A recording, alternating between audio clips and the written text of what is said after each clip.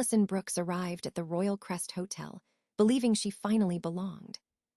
The lobby shimmered with gold light, but her name vanished from the guest list. A clerk stepped forward, smiling politely as he delivered a quiet blow. "The event is for family only." The words pressed into her chest like a weight she knew too well. Her phone vibrated with a message from Richard Hale, cold and final. "You should understand this gathering isn't for you." A second notification appeared, an email from Nathan Hale to hotel security. "Do not let Allison Brooks into the event under any circumstances." The truth hit harder than the rejection itself. This wasn't an oversight or misunderstanding. This was planned, deliberate, rehearsed over years of silent cruelty. Allison exhaled slowly, opened her recording app, and saved everything. If they wanted her gone, she would keep every receipt they left behind. Allison Brooks first entered the Hale household at 9, clutching a box of clothes that still smelled like her mother. She expected warmth, but the foyer felt staged, polished, and colder than any winter she had known before. Richard Hale greeted her with a stiff nod that carried no softness, only the weight of rules she hadn't learned yet. He led her upstairs, not to a bedroom, but to a cramped attic with one window and a thin metal-framed bed. The door closed behind her with a thud that echoed like a verdict she never received the chance to contest. She ran her fingers along the dusty rafters, realizing this place wasn't a sanctuary, but a boundary being drawn. Downstairs, laughter floated from Nathan's room, warm and unrushed, the kind reserved for children who belonged. Allison listened to it each night, memorizing the rhythm of a family she wasn't allowed to join. Her toys disappeared one by one, replaced by boxes labeled storage, as if her childhood had been archived. Photos that once included her vanished from the hallway walls, leaving only perfect frames of the Hale lineage. Richard instituted quiet hours, though they applied only to Allison, never to Nathan's music or late-night games. She learned to hide notebooks under loose floorboards because Richard disliked seeing her personal clutter in shared spaces. Even small joys, like drawing or reading comic books, became privileges measured against rules she didn't understand. Nathan, younger by 2 years, roamed freely, scattering toys across rooms without consequence or criticism. He called her the attic girl, a nickname Richard never corrected and sometimes smirked at over dinner. At school, Allison clung to friends who offered gentleness, but Richard disliked them and tightened her curfews. He told her mother that Allison needed structure, though structure looked a lot like isolation and silence. Allison learned to walk softly, speak softly, exist softly, as if shrinking herself kept her safer somehow. She mastered the art of disappearing before Richard noticed her, a survival skill that became second nature. Once she brought home a science fair ribbon, proud and bright, but Richard dismissed it as childish nonsense.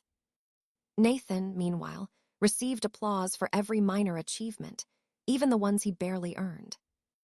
Allison watched him soak in praise like sunlight, while she stood in the shadows holding her quiet victories. Birthdays were the clearest distinction, with Nathan's celebrated loudly and hers marked by nothing at all. The first year she asked about a cake, Richard simply said, "We don't indulge unnecessary things."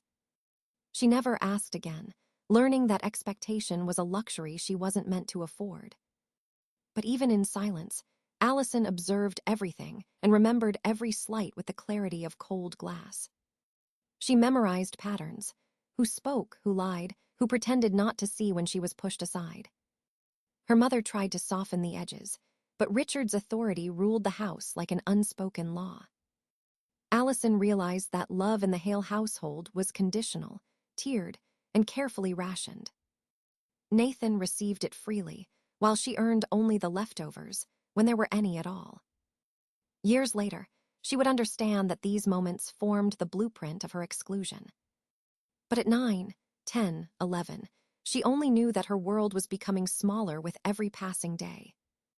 And sitting in the dim attic, listening to laughter from below, she felt the early shape of a truth. She was living in a house that never intended to become her home, only her reminder of distance. Allison entered her teenage years with the quiet acceptance that she was invisible inside the Hale family. The attic room felt smaller with each birthday she pretended not to have, but she stopped counting them anyway. At school, she worked hard, partly for herself and partly for the hope that achievement might earn recognition. But whenever she brought report cards home, Richard barely glanced before placing them face down on the table. Nathan, meanwhile, waved mediocre grades around like trophies and received celebratory dinners for far less. Allison learned not to expect applause, but the silence still pressed heavily against her ribs. When school events approached, she filled out parent contact forms with careful handwriting and cautious optimism. Yet every time the auditorium lights dimmed, the seat reserved for family of Allison Brooks remained painfully empty. Her friends asked quietly if someone was coming, and she forced a smile she didn't feel. She stopped checking the door after a while, stopped turning her head whenever the hinges creaked. She convinced herself she didn't need them there, though the hollow ache argued otherwise. At home, Nathan's milestones were celebrated with loud excitement and gift bags spilling across the living room. Allison's milestones were met with nods, sometimes with nothing at all, as if they were chores she had completed. She found refuge in computers, discovering a world where logic mattered more than hierarchy. Lines of code were consistent, predictable, safe in ways her family life never managed to be. Teachers noticed her talent and encouraged her, calling her brilliant, focused, and rare. For the first time, Allison felt seen in a way that didn't threaten to vanish overnight. But the recognition irritated Richard, who claimed her obsession with technology was becoming disruptive. He insisted she reduce screen time, though Nathan spent hours gaming without a single reprimand. Allison adapted by studying quietly at night, typing with soft keystrokes that vanished under the hum of the house. She applied for advanced classes, forging her mother's rushed signature because Richard refused to sign anything for her. When she won a scholarship, she celebrated alone with a gas station cupcake she bought using leftover lunch money.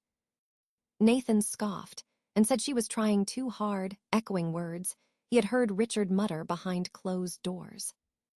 Allison didn't respond, knowing the argument would cost her more than silence ever did. During holidays, family photos were taken with smiles wide and matching sweaters, none of which included her. She was told to stay upstairs until we're done, as if the camera lens couldn't risk capturing her presence. She listened to laughter through the floorboards, imagining herself edited out long before the photos were printed. On the nights she cried, she buried her face in pillows to muffle the sound, unsure if anyone would care anyway. Despite the isolation, her determination grew, shaped by every moment she learned to survive without recognition. Her self-worth shifted from seeking approval to building competence, resilience, and a future beyond the attic walls. College became her dream not for escape alone, but for the promise of finally being measured fairly. She worked part-time, saved money, and filled out applications in secret, guarding hope like a fragile treasure. When acceptance letters arrived, she hid them in a shoebox beneath the attic floorboards where no one ever looked. She knew the Hale family would not celebrate, but she didn't need them to validate the work she had done. By the time she packed for college, she understood something important about belonging. Some families choose you, but some families never will, no matter how quietly or kindly you try to fit in. Allison carried that truth with her, not as bitterness, but as clarity that shaped the woman she would become. Allison returned home during her early 20s with a degree, a job offer, and a hope that success might shift the balance. But the Hale household greeted her with the same cold hierarchy that had shaped her childhood years. Richard congratulated her with a handshake as formal as a business meeting, offering no warmth behind the gesture. Nathan barely looked up from his phone, muttering a half-hearted comment that sounded more like mockery than praise. Family dinners became stages where Allison's accomplishments were minimized before she could finish a sentence. Whenever she mentioned her work in cybersecurity, Richard dismissed it as computer tinkering for bored young people. Nathan joked that hackers were criminals anyway, implying she was wasting her time on something pointless. No one asked about her projects, her promotions, or the long nights she spent building a career from nothing. She learned to swallow pride and speak less, because every word invited another subtle jab. Meanwhile, Nathan's achievements, few as they were announced with theatrical enthusiasm across the dinner table. His new truck was praised as evidence of responsibility, even though Richard paid for every cent of it. A managerial job appeared for him at Richard's construction firm, despite his lack of experience or interest. Allison watched the pattern repeat, recognizing the favoritism that had once felt personal but now looked systematic. During holidays, conversations revolved around Nathan's future investments, travel plans, and networking opportunities. Allison sat quietly, sipping water, her ideas dismissed before she even offered them. Richard often reminded her that family decisions didn't concern her, though she lived under the same roof during breaks. When Allison moved into her first apartment, she did so alone and without the symbolic send-off Nathan received. He got a fully furnished condo, a down payment, and a celebratory dinner with extended relatives. Allison carried her belongings in 2 trips, using a rented hatchback she paid for herself. Still, she kept her distance and focused on work, rising quickly at her firm through skill and persistence. She gained recognition from colleagues who valued what the Hale family refused to see. But each family visit reminded her that success outside their home didn't shift their perception. Richard lectured her about misplaced priorities whenever she mentioned conferences or late-night coding sessions. He insisted Nathan take over major financial decisions, despite Allison's clear understanding of business and strategy. She offered suggestions once, only to be told she wouldn't understand the complexity of real leadership. Nathan echoed the sentiment, repeating jargon he barely understood to appear authoritative. Allison stopped offering input, realizing she had become an outsider in conversations she once longed to join. When family trips were planned, her name mysteriously vanished from group messages and itineraries. Richard claimed she was too busy, even when she had never been asked for her availability. Nathan shrugged and said she probably wouldn't fit in anyway, as if exclusion was somehow a favor. Photos from those vacations appeared on social media, filled with matching shirts, inside jokes, and smiling faces. Allison scrolled through them late at night, feeling the familiar sting return like a ghost from childhood. But this time, the pain was sharper because she was no longer a powerless child. As she built financial stability, she noticed irregularities in Richard's business practices during casual conversations. His vague answers and sudden topic changes were red flags she silently filed away in her mind. Her instinct for patterns sharpened, shaped by years of watching people pretend. The favoritism, the secrecy, the unspoken rules, all of it formed a picture she could finally see clearly. They hadn't simply excluded her emotionally. They had built an entire structure around keeping her on the outside. And though Allison didn't know it yet, this structure would soon begin to crack under the weight of truth. It was a cold night when the final straw broke. Allison had expected a simple evening, attending her stepfather's birthday at the Royal Crest Hotel. But as she approached the entrance, the receptionist's smile faltered. "I'm sorry, Miss Brooks, you're not on the list." Confused, she showed her invitation. "It says here you're a part of the Hale family," she said, pointing at the name on the card. The receptionist only shook her head. "Family only," she repeated, her voice quieter this time. Allison's heart sank. She stepped back, thinking she had misheard, but her phone buzzed in her pocket. It was an email from Nathan Hale, sent only moments before. Allison sat at her desk, surrounded by stacks of files and documents, each piece a puzzle she had meticulously pieced together. She knew what she had now. The truth. She had enough to take down everything. The Hale family's empire, built on deceit, lies, and manipulation, was about to crumble. She sent an email to Brighton Hospitality, the corporation that owned Royal Crest Hotel. Attached were her findings, everything from emails to financial documents, even recorded conversations. Allison's fingers hovered over the keyboard as she pressed send. The risk was enormous, but so was the weight of the truth. The following weeks felt like a waiting game, but she knew she couldn't stop now. Brighton launched an internal investigation, digging into the discrepancies she had flagged. The results were staggering. Nathan had been using his family's name and connections to block Allison from every opportunity she earned. He had fabricated stories to prevent her from gaining access to family meetings and decisions. But that was just the tip of the iceberg. Richard Hale's business dealings were far more corrupt than Allison had realized. The investigation uncovered multiple fraudulent contracts, shady deals, and illegal financial transfers. Nathan had been helping Richard funnel money into off-the-books accounts to avoid taxes and legal scrutiny. Brighton Hospitality, under pressure from its board, took swift action. They issued a formal apology to Allison and offered her substantial compensation for the harm caused. But the fallout didn't stop there. The media picked up the story quickly, running exposés on the Hale family's corrupt practices. Corporate sponsors pulled out of Richard Hale's construction projects. Allison watched as the life she had once known began to unravel for good. Richard was arrested, facing federal charges for fraud, tax evasion, and bribery. The once mighty Hale empire collapsed under the weight of its own corruption.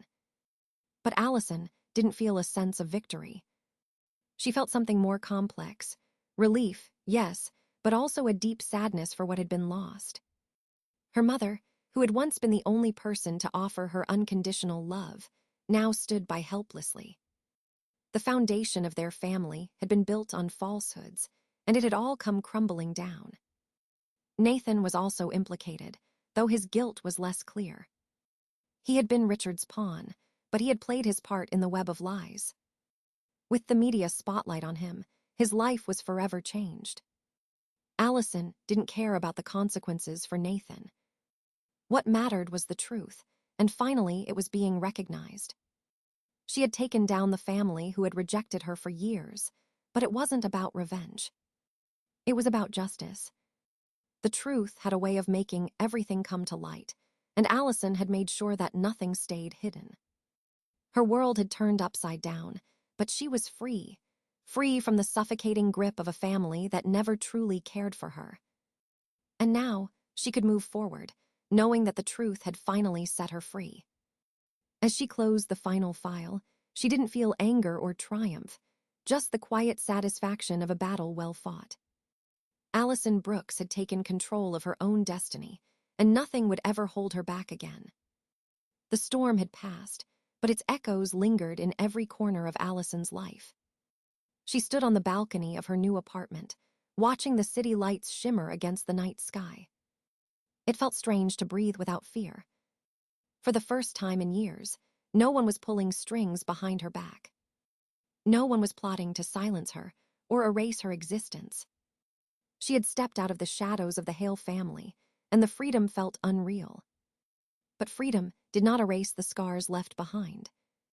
Allison knew she needed space to rebuild herself from the inside out. She spent her mornings journaling, trying to unravel the emotions she had long buried. Anger, grief, betrayal, and hope all tangled together in messy lines of ink. Sometimes she cried without knowing exactly why. Other times she felt strangely light, as if shedding layers of a life that was never hers. She met with a counselor who helped her navigate the chaos left after the truth exploded. Healing was not linear, but it was happening slowly. She forgave herself for not seeing the lies sooner. She forgave her mother for staying silent, even if the wound remained tender. But she did not forgive Richard and Nathan. That was a boundary she allowed herself to keep. Some truths were too painful to soften with forgiveness. Despite everything, Allison refused to let bitterness shape her future. She poured her energy into her passions, rediscovering parts of herself that had been suppressed. She returned to school, finishing the program she had been forced to abandon.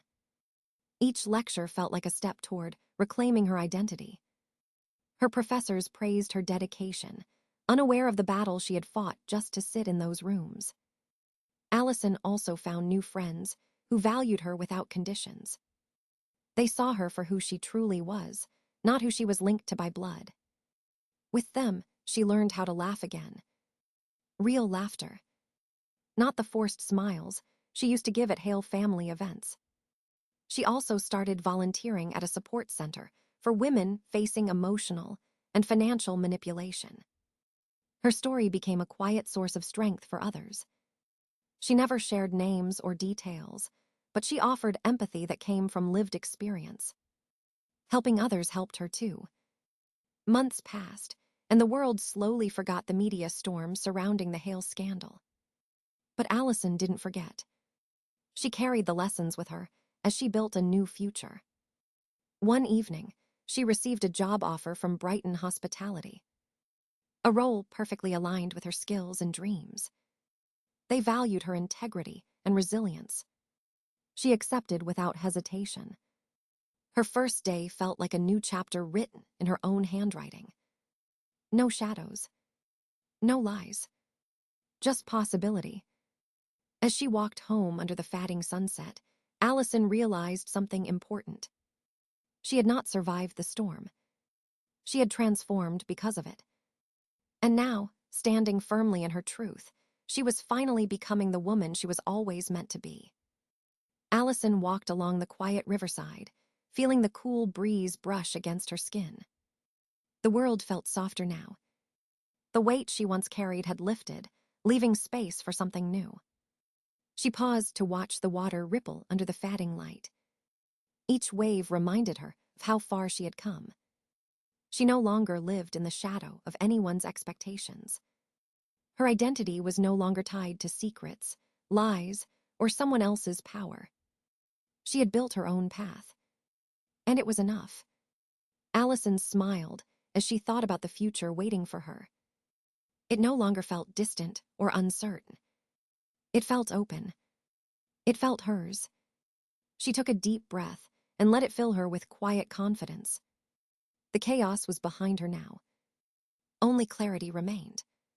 She stepped forward with a steady heart, knowing she had earned every piece of her peace. Whatever tomorrow held, she was ready to meet it without fear. Her story no longer belonged to the past. It belonged to the life she chose from this moment on.